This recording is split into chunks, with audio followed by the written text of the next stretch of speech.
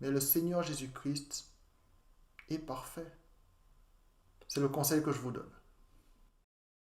Comment la rencontre a lieu? Oh, la rencontre a lieu il y a longtemps, finalement, étrangement, à travers une image. Je l'ai vu sur la couverture d'un livre. Je suis tout de suite tombée amoureuse de lui à travers une image qui était pour moi l'image de la révélation, une image christique. C'est une Vous êtes- passion diabolique. Alors, je vais très rapidement parler d'Ariel Dombal. Alors, dans une vidéo précédente, j'avais reproché à Ariel Dombal euh, le fait qu'elle se mette en avant sur une couverture d'un magazine qui s'appelle le magazine Jésus. J'avais trouvé ça indécent déjà de faire une représentation de Jésus, parce que Jésus-Christ n'a jamais demandé à ce qu'on fasse une représentation de lui sous forme de dessin ou d'image ou de statue ou autre. Et le fait qu'Ariel Dombal utilise son image à elle et la fasse fusionner avec l'image prétendue du Seigneur Jésus-Christ sur la couverture du magazine Jésus, j'ai trouvé ça complètement indécent et limite blasphématoire. Au fur et à mesure de mes investigations, je me suis aperçu que Madame Dombal a pas mal de travers avec les choses de Dieu. Euh, Par exemple, elle considère que Bernard-Henri Lévy, son époux, a le visage du Christ. Assez inquiétant là. Donc cette femme, Ariel Dombal, qui nous est vendue par un certain nombre de pasteurs, euh, voilà qu'elle monte d'un cran encore, et puis elle n'a rien trouvé de mieux que de se déguiser en sirène pour sensibiliser sur le fait de récupérer ses déchets plastiques. Voilà, donc pour un acte de sensibilisation, elle n'a rien trouvé de mieux que de se déguiser en sirène, en démon. Donc pour une personne qui a une foi en Christ, je trouve ça assez incroyable. Je ne sais plus quoi penser. Je ne comprends pas ce qui arrive aux pasteurs qui nous font la promotion de ce genre de personnes. Je n'ai rien de personnel contre Ariel Dombal, je ne la déteste pas. Euh, je dis juste une fois de plus aux pasteurs, pourquoi vous n'attendez pas que la personne qui, soi-disant, a donné sa vie à Jésus, change un certain nombre de choses chez elle avant de nous faire la promotion de cette personne. Dès que quelqu'un dit que ça y est, il a la foi en Christ, dès que quelqu'un s'est baptisé, ça y est, vous nous parlez de cette personne sans faire un minimum d'investigation pour voir si cette personne s'est débarrassée de certaines habitudes. Je ne sais pas si vous vous rendez compte que vous nous faites la promotion de personnes qui font des choses qui sont liées aux ténèbres. Les sirènes, ce sont des démons, c'est lié aux ténèbres. Et vous, pasteur, vous nous faites la promotion d'une personne comme Ariel Dombal qui se déguise en sirène, en démon. Je ne comprends pas. Une fois de plus, je ne déteste pas Ariel Dombal. Elle est sûrement égarée. Je préfère penser qu'elle est égarée et qu'elle ne le fait pas exprès. Mais j'ai un problème avec vous, les pasteurs, qui faites la promotion de ce genre de choses. Je ne comprends pas. Donc, Ariel Dombal, si tu es égaré, je t'invite à te repentir. Une sirène est un démon. Quand on est en Christ, on ne se déguise pas en sirène. Voilà, je dis ça sans aucune méchanceté. Repens-toi, Ariel, repens-toi. Ah là là là là. Mais surtout, j'en veux surtout aux pasteurs. Je ne vous cache pas que c'est les pasteurs qui me posent un problème là. Je ne sais pas comment on peut nous faire la promotion d'une personne qui s'est juste baptisée et qui a juste exprimé le fait qu'elle croit en Christ. Ces personnes, vous savez bien qu'elles viennent d'un milieu où il y avait beaucoup de choses qui viennent des ténèbres. Par conséquent, il faut être prudent. Faites un minimum d'investigation, aidez ces personnes à se débarrasser des choses qui sont encore liées aux ténèbres. Et puis, vous pouvez nous parler de ces personnes après. Mais là, vous ne faites aucun travail d'investigation. Quelqu'un dit qu'il a une foi en Christ, qu'il s'est baptisé, ça y est, vous nous faites la promotion de cette personne. Et puis cette personne, vous vous apercevez quelque temps plus tard qu'elle n'a pas changé ses habitudes, qu'il y a des choses des ténèbres qu'elle fait encore. C'est le cas de Kanye West, par exemple. Eh oui, il faut que je parle encore de Kanye West. Un certain nombre de pasteurs, vous nous avez fait la promotion de Kanye West, qui est soi-disant devenu chrétien. Vous n'avez même pas attendu qu'il supprime ses clips, ou bien même qu'il change de nom. Parce que il s'appelle en réalité Kanye Omari West. Kanye West, c'est le nom d'artiste, la version réduite de son nom complet pour sa vie d'artiste. Donc il peut très bien choisir de s'appeler Omari West pour marquer sa rupture avec la vie passée. Il peut choisir de faire ça. Non, il préfère garder le nom Kanye West, le nom réduit Kanye West qui correspond à sa vie d'artiste. Comme ça, il suffit qu'un enfant chrétien tape Kanye West et puis il tombe sur tous les mauvais clips, tous les clips explicites qu'il a fait. Pourquoi vous nous parlez de lui? S'il a foi en Christ, mais ça le regarde, pourquoi vous nous faites la promotion de ce genre de personnes, de ces vedettes qui soi-disant deviennent chrétiens? Eh bien, une fois de plus, vous allez voir à quel point votre attitude est ridicule. Puisque ce Kanye West que vous nous avez vendu, les pasteurs, là, il s'est rendu à l'anniversaire du rappeur P. Diddy.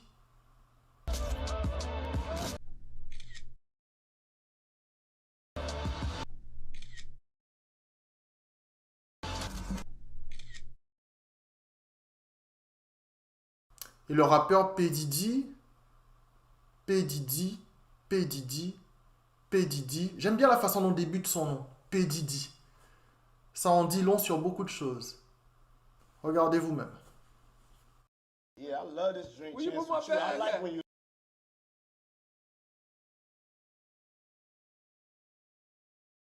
like this, Daddy. Yeah, will you put my bag Daddy, I back? like when you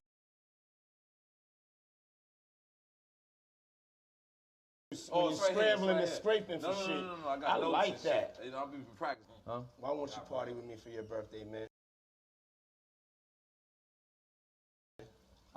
Yeah, we party for my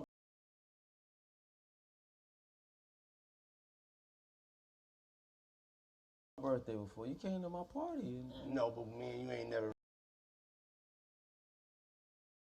really party, you know what I'm saying? Eyes, brother. Oh, man. C'est pas joli joli, hein. C'est une sorte de passage obligé dans ce milieu. C'est pas joli. Eh bien, ce rappeur, P. Diddy, avec ses penchants là, Kanye West s'est rendu à son anniversaire il y a quelques semaines.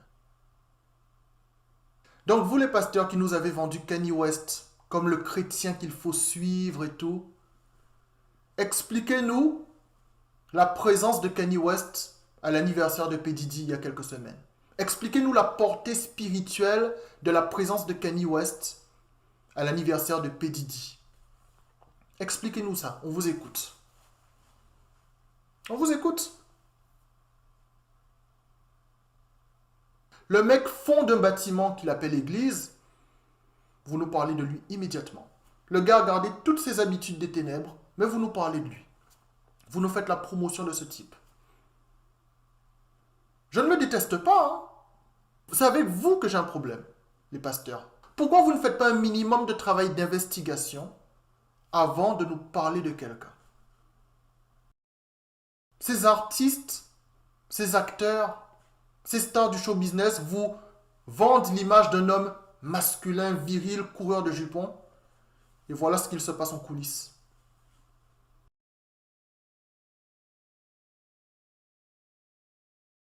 Un Will Smith, par exemple, avant de devenir le Will Smith, le mec super cool, coureur de jupons, du Prince de Bel-Air et de tous ces films-là, avant de devenir le Will Smith, il a fallu passer par quelque chose de pas joli.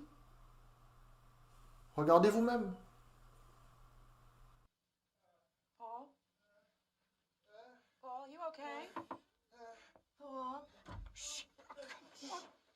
What the fuck is going on here? Who the fuck are you?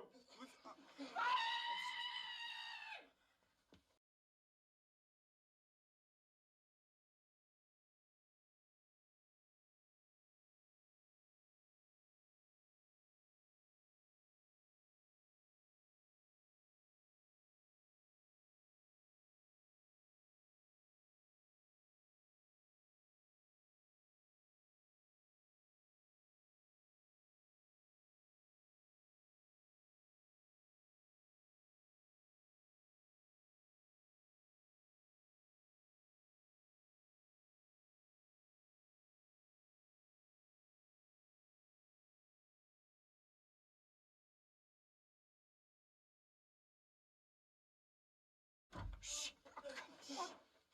the fuck is going on here? Who the fuck are you?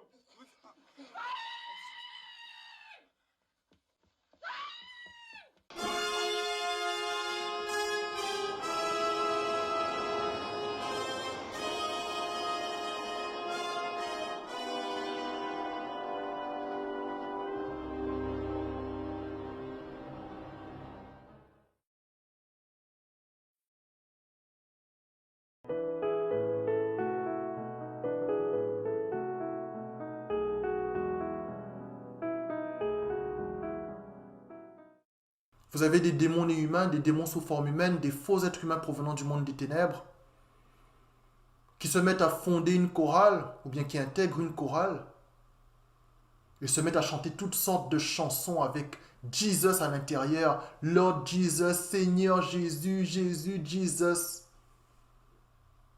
Et puis dès que vous entendez Jésus, vous entendez Jesus dans la chanson, vous croyez que ça y est, la chorale est composée d'enfants de Dieu, alors que ce sont des démons qui sont là, déguisés en chrétiens. Vous voyez ces chorales avoir accès à TF1, France 2, France 3, M6, etc.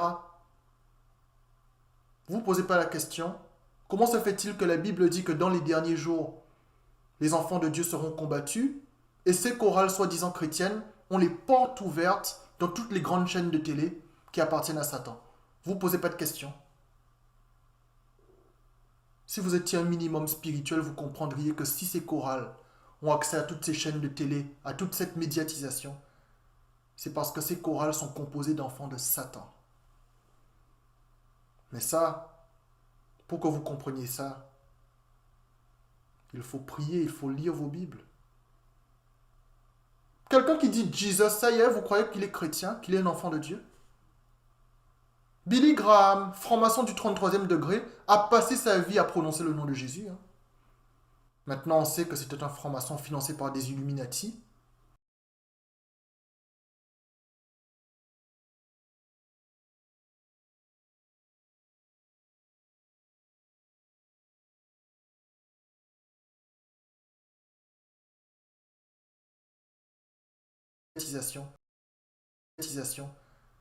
C'est parce que ces chorales sont composées d'enfants de Satan. Mais ça, pour que vous compreniez ça, il faut prier, il faut lire vos Bibles. Quelqu'un qui dit Jesus, ça y est, vous croyez qu'il est chrétien, qu'il est un enfant de Dieu? Billy Graham, franc-maçon du 33e degré, a passé sa vie à prononcer le nom de Jésus. Maintenant, on sait que c'était un franc-maçon financé par des Illuminati, qui n'a jamais rien eu à voir avec Jésus-Christ. Il a passé sa vie à s'honorer lui-même. Le mec a une étoile à son nom à Los Angeles. Je vous l'ai dit dans une vidéo, ça. Mais vous, quelqu'un dit Jesus, quelqu'un dit Jésus, ça y est. Quelqu'un chante Jesus, Jésus, ça y est. Vous vous dites, c'est bon, on est tous ensemble. Non, on n'est pas ensemble. Non! Dieu ne connaît pas ces personnes. Je ne dis pas que toutes les chorales sont sataniques, je ne suis pas en train de dire ça. C'est pas ce que je dis du tout. Je dis arrêtez de vous faire avoir. Quelqu'un qui chante Jesus, Jésus, ce n'est pas forcément un enfant de Dieu. On en est arrivé à valider les louanges payantes. Vous avez des chorales qui organisent un concert. Il faut payer pour aller voir des gens faire des louanges. Qu'est-ce qui se passe, mes frères et sœurs? Il faut vous ressaisir. C'est tout ce que j'ai à dire. Je ne veux pas me montrer hostile. Je ne suis pas un vieil aigri. La louange, c'est magnifique. Mais on ne paye pas une louange, mes frères et sœurs.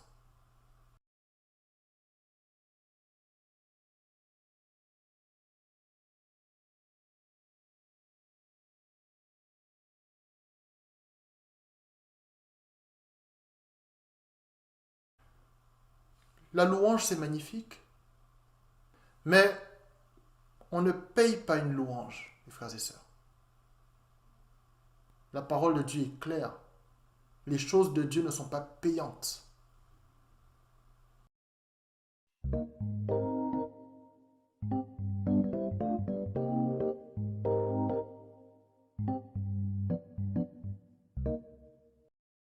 Dans mon parcours de vie, il m'est arrivé de tomber sur des véganes extrémistes, mais également sur des véganes qui étaient de bonnes personnes, qui avaient une vraie compassion pour les animaux. Je tiens à dire attention. La mission que Dieu nous a donnée n'est pas de sauver la planète et de sauver les animaux. Que nous puissions lutter contre la cruauté qui est faite aux animaux, je le comprends. Mais n'oublions pas que les prophéties nous annoncent que ce monde doit être détruit. D'accord? Donc, ne commençons pas à travers ce combat vegan à nous opposer à ce que Dieu a prévu. Dieu a prévu que ce monde soit détruit. Les animaux vont y passer, des humains vont y passer. C'est comme ça. Ça fait partie des prophéties bibliques. Donc, attention à ce que le combat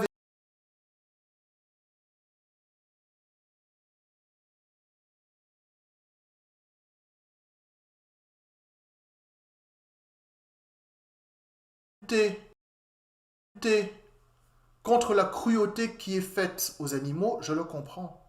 Mais n'oublions pas que les prophéties nous annoncent que ce monde doit être détruit. D'accord? Donc, ne commençons pas à travers ce combat vegan à nous opposer à ce que Dieu a prévu.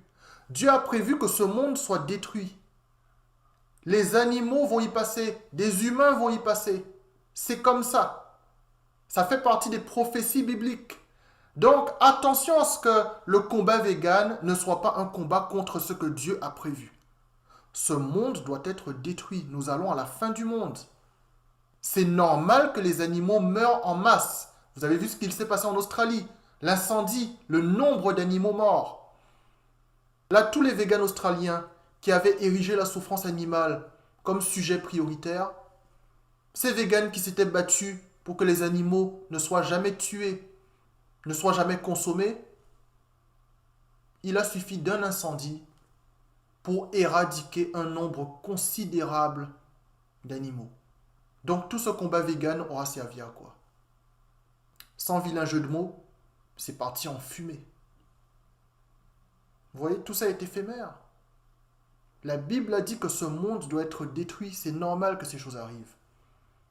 Que vous luttiez contre les souffrances infligées aux animaux, je le comprends. Mais Dieu ne nous a pas donné comme mission de sauver la planète. Pour ce qui concerne la planète, il faut que les choses tournent mal avant le retour du Seigneur Jésus-Christ. C'est dans les prophéties. Ne soyez pas tentés de vous opposer au plan de Dieu en vous érigeant comme sauveur de la planète. Les choses doivent mal tourner. C'est comme ça, c'est dans les prophéties. Donc j'ai été honoré de rencontrer des véganes qui s'opposent à la cruauté infligée aux animaux, des véganes qui ont une vraie compassion pour les animaux, mais n'oubliez pas que la souffrance animale n'est pas censée prendre le pas sur la souffrance humaine. Mes frères et sœurs et vous tous qui me regardez, je vous invite à vous méfier des personnes qui utilisent le véganisme pour régler leur compte avec Dieu. Vous le savez maintenant, il y a deux humanités sur Terre. Et la deuxième humanité, donc composée des enfants de Satan, a des comptes à régler avec Dieu. Les enfants de Satan utilisent la souffrance animale pour laisser entendre que Dieu est injuste, que si Dieu était juste, Dieu ne permettrait pas que les humains tuent et mangent des animaux. Alors que Dieu a permis que nous mangions des animaux. Attention mes frères et sœurs, restez vigilants. Ne vous laissez pas culpabiliser par des personnes qui veulent faire passer Dieu pour quelqu'un d'injuste. Continuez à manger de la viande, Dieu ne vous l'a jamais interdit. Ça ne vous empêche pas de lutter contre la cruauté qui est faite aux animaux. L'un n'empêche pas l'autre. Et puis encore une chose, la personne chrétienne qui souhaite qu'on ne tue plus des animaux et qu'on n'en mange plus, que cette personne sache que la foi en Dieu consiste à se souvenir que Dieu peut ramener n'importe quelle âme de n'importe quel animal à la vie. Lorsqu'un animal est mort, l'âme de cet animal est en paix avec Dieu. Donc, ne devenez pas charnel au point de vouloir à tout prix faire en sorte que les animaux restent en vie sur terre. Dieu nous a donné des instants de plaisir, nous les humains et nous les animaux, pour que nous puissions supporter la vie sur terre. Mais l'idéal pour un animal et pour un être humain, c'est que son âme retourne vers Dieu. Donc, ne devenez pas charnel et ne devenez pas terrestre. L'âme d'un animal a plus de raisons d'être au ciel que d'être sur terre. La terre, c'est le lieu imparfait, le lieu d'épreuve, le lieu qui est dominé par Satan. Donc, à toutes ces personnes chrétiennes qui veulent à tout prix sauver la vie des animaux, sachez que la meilleure vie d'un animal, c'est au ciel. La meilleure vie d'un être humain, c'est au ciel également. Mes frères et sœurs et vous tous qui me regardez, je vous remercie beaucoup pour votre attention. Soyez tous bénis au nom de Jésus-Christ. Merci encore.